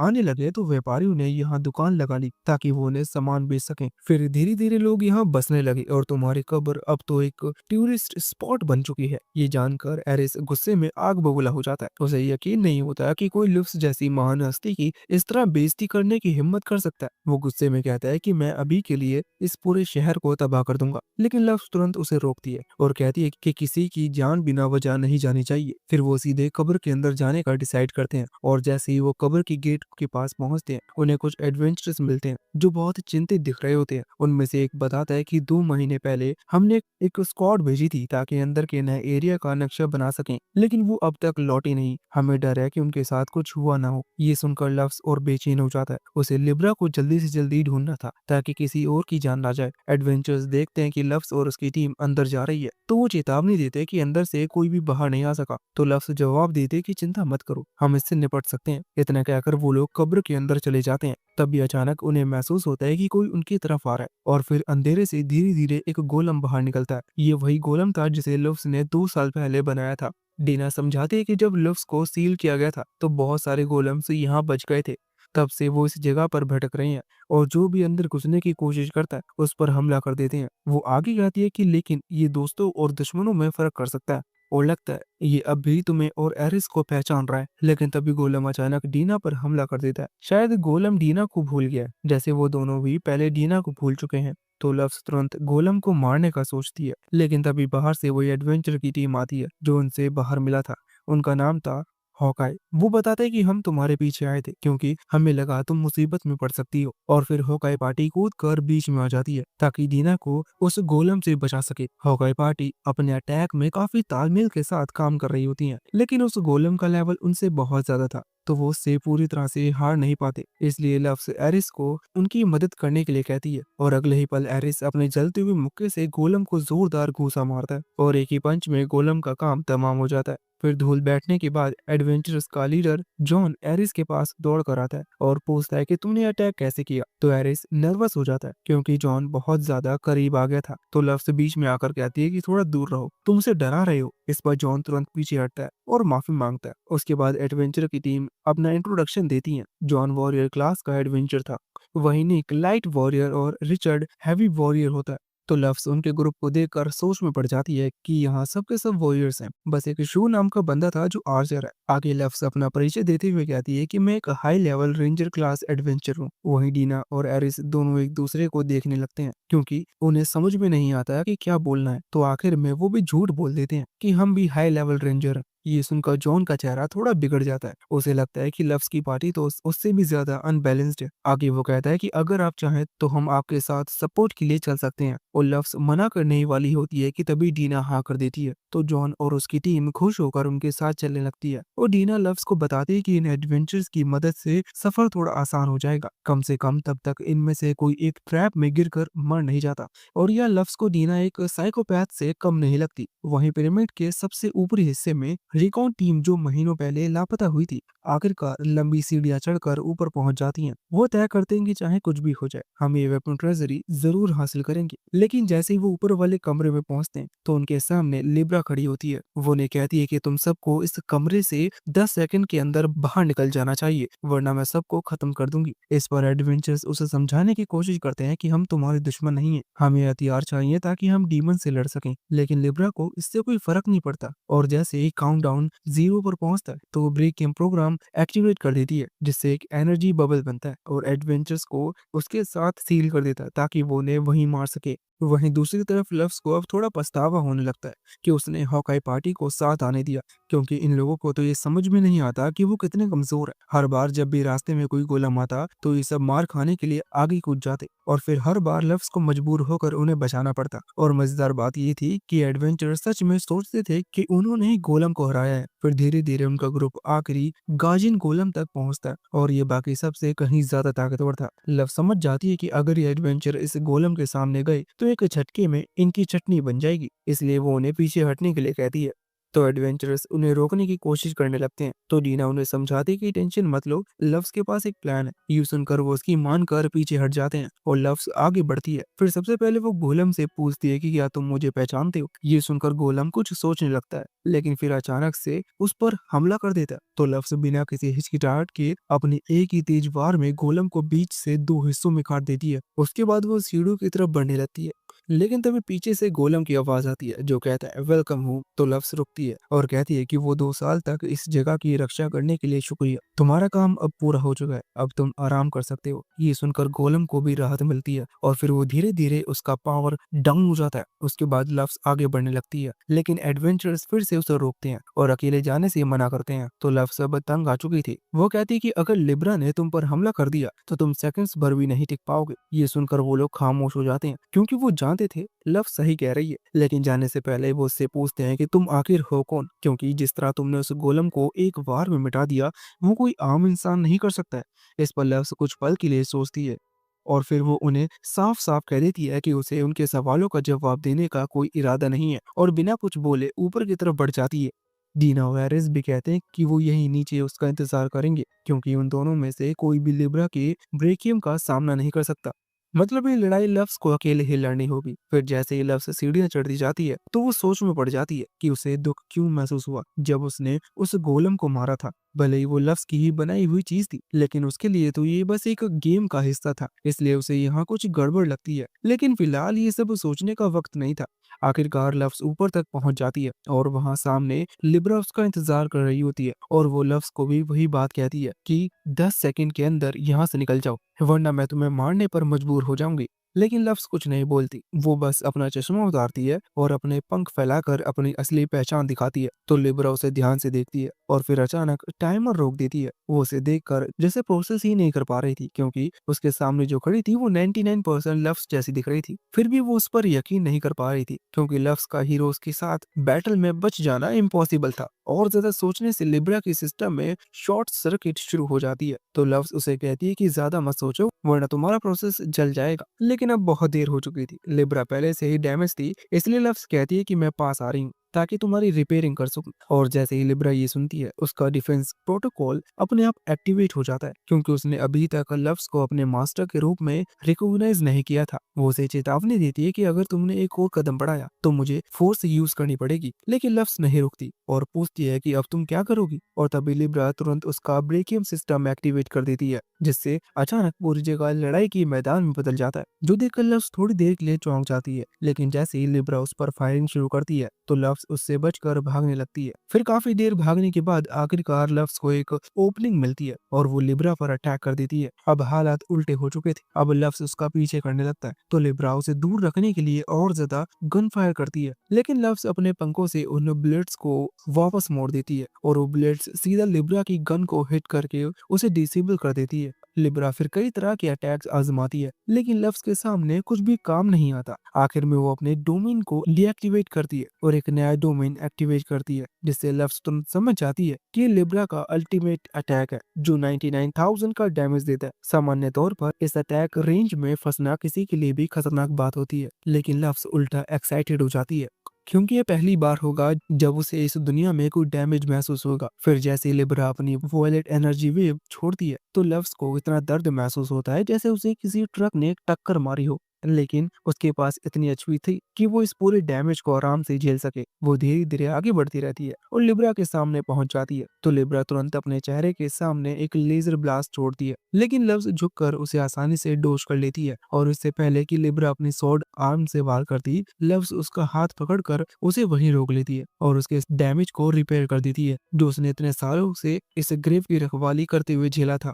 आगे लव्स कहती है कि इतनी देर से वापस आने के लिए मुझे माफ करना, और अब जब लिब्रा के लॉजिक यूनिट्स फिर से सही हो जाते हैं तो वो आखिरकार पहचान जाती है कि उसके सामने खड़ी शख्सियत सच में उसकी मास्टर है और अब उसे इस ग्रेव की रखवाली करने की कोई जरूरत नहीं। तो वो धीरे धीरे खुद को पावर डाउन कर देती है क्योंकि इतने सालों की मेहनत के बाद उसे एक लंबा नैप मिलने की जरूरत थी। तभी लव्स को एक और परेशानी सताने लगती है कि वो ये सब उन एडवेंचर्स को कैसे समझाएगी, और वो भी बिना अपनी पहचान बताए। उसके बाद वो नीचे वापस जाती है और धीरे से कोने से सिर निकाल कर देखती है कि सब कैसा चल रहा है, लेकिन तभी वो हैरान हो जाती है क्योंकि वहाँ सिर्फ डीना और एरिस नजर आते हैं। वो चौंक कर पूछती है कि बाकी एडवेंचर्स कहाँ गए, तो डीना जवाब देती है कि मैंने बस उनके दिमाग में कुछ फॉल्स मेमोरीज डाल दी।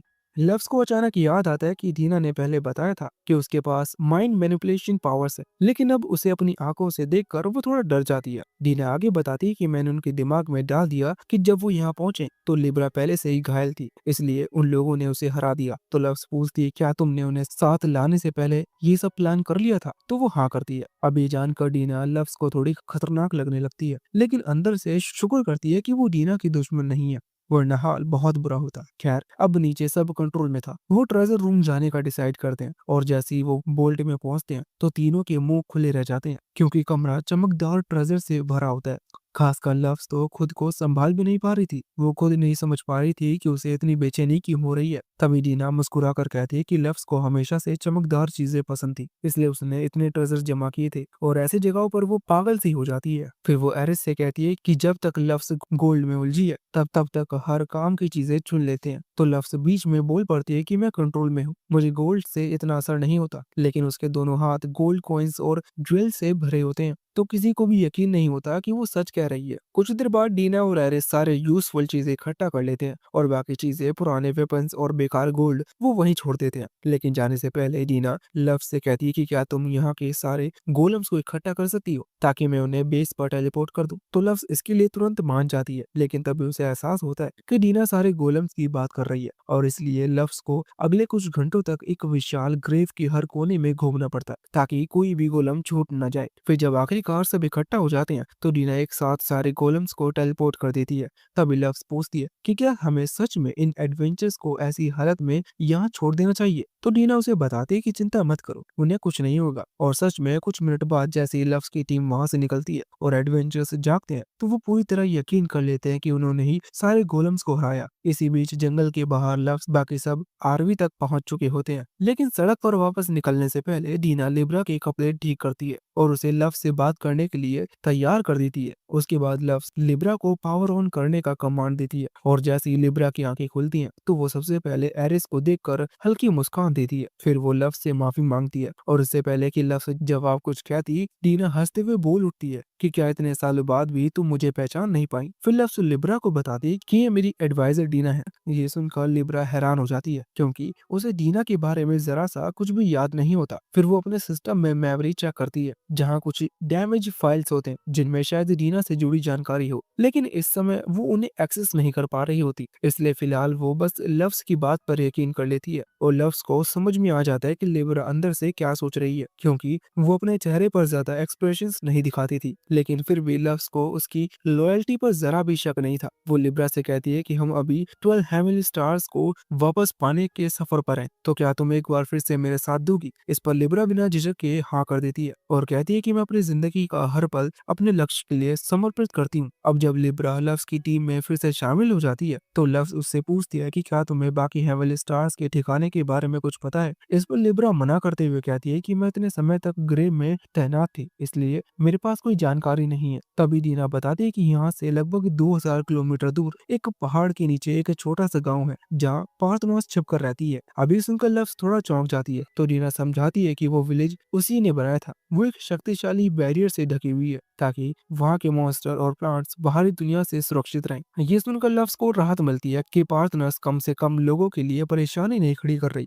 लेकिन तभी डीना जोड़ती है कि वो पहाड़ दरअसल तुम्हारा होमलैंड था और पार्टनर्स ने वहाँ के सभी हेवन विंग्स को बाहर निकाल दिया है और इलाका अब उनके लिए रहने लायक नहीं रहा। और ये सुनकर लव्स फिर से उदास हो जाती है। फिर आगे बढ़ते हुए लव्स अपने पुराने दिनों को याद करने लगती है। तभी डीना उसे जगह देती है और पूछती है कि क्या वो ठीक है। इस पर लव कहती है कि मैं एक सपना देख रही थी जो बहुत जरूरी लग रहा था, लेकिन अभी वो याद नहीं आ रहा है। और तभी एरिस पूछता है कि अगर पार्थनोस ने बाकी सारे हेवन विंग्स को वहां से निकाल दिया था तो वो लोग गए कहाँ? इस पर डीना समझाते हुए कहती है कि वो अभी गालाहोन में रहते हैं। वो एक सिटी है जिसे 7 हीरोज में से एक स्काई किंग मरिक ने बनाया था। ये सुनकर लव्स थोड़ा परेशान हो जाती है। उसे लगता है कि बाकी हेवन विंग्स के साथ उसका तालमेल बैठाना मुश्किल होगा। उसके बाद रात ढलते ढलते उनकी गाड़ी गालहोन शहर के बाहर पहुंचती है। पूरा शहर पहाड़ की चट्टान पर बना। तब एरिस कहता है कि ये जगह इतनी ब्लैक और व्हाइट में क्यों बटा हुआ है? तो डीना बताती है कि यहाँ सिविल वॉर चल रही है, क्योंकि जिन हेवन विंग्स के पंख पूरे सफेद है वो खुद को दूसरे से ऊंचा समझते हैं। मरिक इसे ठीक करने की काफी कोशिश कर रहा है, लेकिन वो भी उन्हें कंट्रोल नहीं कर पा रहा। आगे एरिस कहता है कि जब लव सील हुई थी तब वो व्हाइट विंग्स ने उस मौके का फायदा उठाया और खुद को ऊपर बताने लगी। तभी से लड़ाई चल रही है। यहाँ लव को महसूस होता है ये सब शायद कहीं ना कहीं उसी की गलती है, तो वो तय करती है कि अब कुछ न कुछ तो उसे करना ही होगा। लेकिन दिक्कत ये थी कि हेवन विंग्स वाले उसे जानते थे और अगर वो ऐसे ही शहर में चली गई तो सब तुरंत पहचान लेंगे। इसलिए वो अभी अपने चेहरे ढक लेती है और फिर जब बारी ऊपर चढ़ने की आती है तो इतनी सारी सीढ़ियां देखकर उनकी हालत ही खराब हो जाती है। लेकिन इसका सॉल्यूशन लिब्रा के पास था। वो अपना जेट मोड एक्टिवेट करती है और सबको पकड़कर एक झटके में ऊपर खड़ा कर लेती है। लेकिन रात के इस वक्त जेट इंजन की आवाज सुनकर पूरी कॉलोनी के डार्क विंग्स लोग बाहर निकल आते हैं तो लव्स लिब्रा को उसके लिए डांटने लगती है, लेकिन लिब्रा को इससे कोई फर्क नहीं पड़ता। उसके बाद डीना आगे बढ़कर बोलती है कि हम बस फ्री ट्रेडर्स हैं और ये मेरे साथी हैं। साथ ही लव्स सभी को परेशान करने के लिए उससे माफी मांगती है। वही उनमें से एक ओमिन नाम का बंदा आगे आता है और कहता है कि अगर आप रात के लिए जगह ढूंढ रहे हैं तो मेरे यहाँ ठहर सकते हैं। तो लव्स उसकी बात मान लेती है। फिर रात में लव्स एक फ्लैशबैक देखती है जहाँ उसके अपने फादर उसे बुरा भला कह रहे थे और मोहल्ले के बच्चे भी अक्सर उसका मजाक उड़ाते थे, लेकिन किसी ने भी उन्हें नहीं रोका। उसके बाद एक दिन उसने पलट कर जवाब दे दिया, जिस कारण से उसके फादर ने उसे बेरहमी से मारा और साथ ही बिना खाना और पानी के कमरे में बंद कर देते। और ये सब उसके साथ बस इसलिए हो रहा था क्योंकि उसके विंग्स ब्लैक थे। लेकिन उसकी माँ अब भी उसकी परवाह करती थी, इसलिए रात के सन्नाटे में वो उसे चुपचाप खाना दे देती। उसे लव्स के लिए बहुत बुरा लग रहा था। फिर लव्स उन्हें जाने के लिए कहती है वरना उसके फादर उन्हें देख लेते। लव्स खुद उसका हाथ पकड़ती है, अंदर ले जाने लगती है, लेकिन रास्ते में उनके फादर आ जाते हैं जो बहुत गुस्से में लग रहे थे। वो उसकी माँ को तुरंत उसे दूर हटने के लिए कहते हैं, पर लव्स जानती थी कि इसका मतलब क्या है, इसलिए वो अपनी माँ को बचाने के लिए सामने खड़ी हो जाती है। लेकिन उसके फादर बिना कुछ सोचे उसे जोर से धक्का दे देते हैं और उसकी माँ को घसीटते हुए अंदर ले जाते हैं। यहाँ लव्स को समझ में आ ही जाता है कि कोई उसकी मदद नहीं करने वाला, उसे खुद ही कुछ करना होगा। इसलिए वो अपने घर से भाग जाती है और कसम खाती है कि मैं इतनी मजबूत बनूंगी कि इस दुनिया के हर दर्द को खत्म कर दूं। तभी अचानक लव्स जाग उठती है तो लिब्रा उससे पूछती है कि क्या वो ठीक है। इस पर लव्स बताती है कि वो बस एक सपना था, चिंता की बात नहीं है। अंदर से सैफल बेचैन था क्योंकि उसे याद नहीं था कि उसने लव्स की ऐसी कोई बैक स्टोरी लिखी थी, इसलिए ये सारी यादें शायद असली लव्स की हूँ। इसका मतलब ये दुनिया रियल है और अगर उसकी आत्मा अब लव्स के शरीर में है तो असली लव्स की आत्मा का क्या हुआ। इसी बीच डीमन लॉर्ड कासल में 7 डीमन लुमिनरीज की मीटिंग चल रही थी, लेकिन मार्स वहाँ नहीं था। उन्हें उन्हें समझ में आ जाता है कि वो मर गया।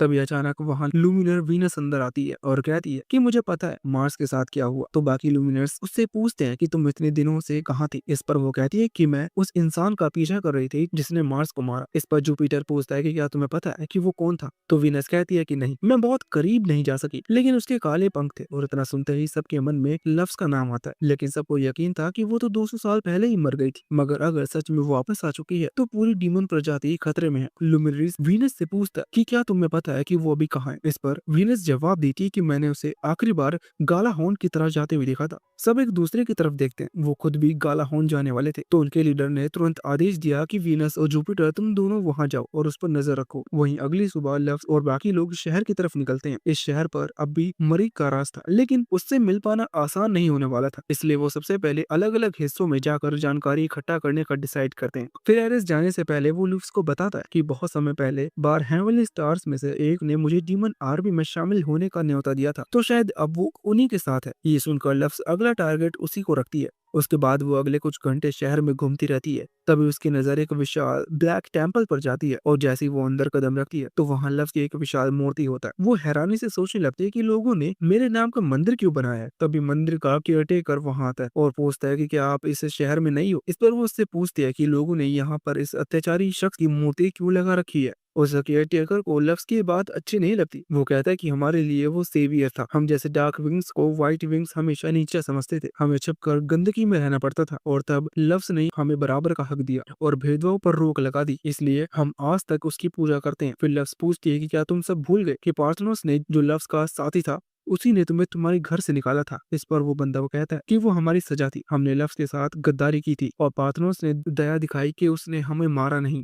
आखिर में वो पूछती है कि तुम लोग अपने किंग मरिक के बारे में क्या सोचते हो। और उसका नाम सुनते ही केयरटेकर की आंखों में गुस्सा और नफरत झलकने लगती है। वो कहता है कि वो आदमी इस धरती पर पैदा हुए सबसे बड़े बेवकूफों में से एक है। खुद को हीरो कहता है, लेकिन उसके किए पापों की कोई हद नहीं है। वहीं दूसरी तरफ शहर के बीचों बीच डीना बेचैनी से किसी का इंतजार कर रही होती है और लिब्रा ऊपर से पूरी जगह को स्कैन कर रही होती है। तभी उसकी नजर डीना पर पड़ती है और वो तुरंत समझ जाती है कि वो किसी का इंतजार कर रही है। वहीं कुछ दूरी पर एक आदमी डीना की तरफ चलता हुआ दिखाई देता है। लिब्रा तुरंत पहचान जाती है कि ये तो एक डीमन है।